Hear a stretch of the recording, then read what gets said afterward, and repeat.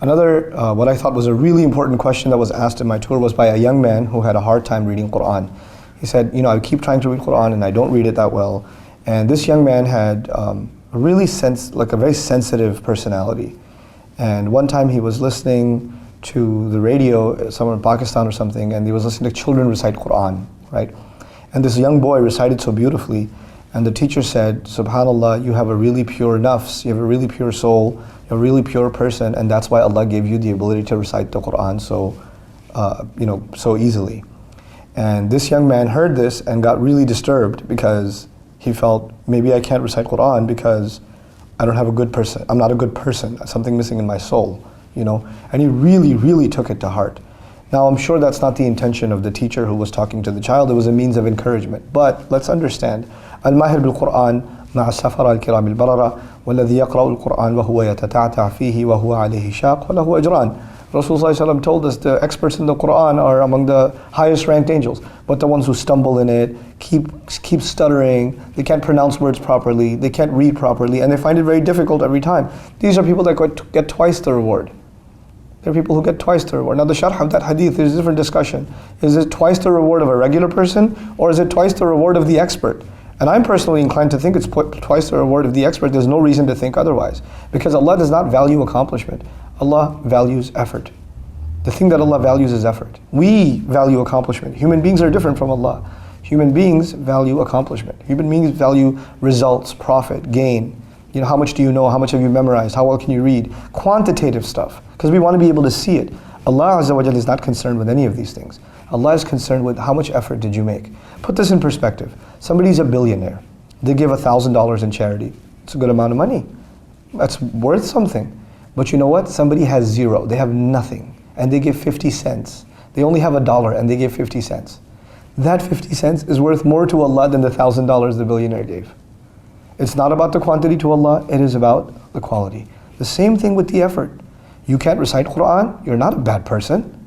The fact that you're trying to recite the Quran, the fact that you're struggling through every single letter and going through it, that struggle Allah put you in. Had Allah wanted, He could have made it easier for you. Had Allah wanted, Musa alayhi salam would not have a stutter. Had Allah wanted, Fir'aun would never had a reason to say, وَلَا يَكَادُ يُبِينَ. He can't even talk clearly almost. People have disabilities or challenges or difficulties in life. Some people have a physical disability. Some people have, a psychological disability, a challenge in their lives.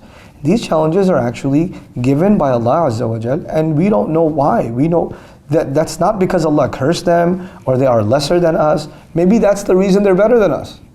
Maybe that those disabilities are actually maybe the reason they are far superior to what we will ever be, So we have to be mindful of the fact that our standards, thank Allah, our standards are not the same as Allah's standards.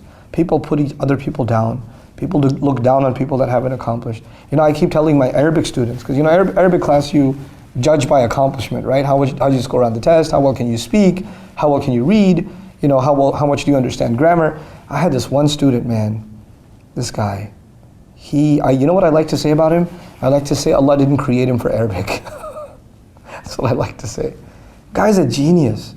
He's so smart in his profession. He's so smart at work. He's so smart and anything he touches turns to gold. Guy's a genius.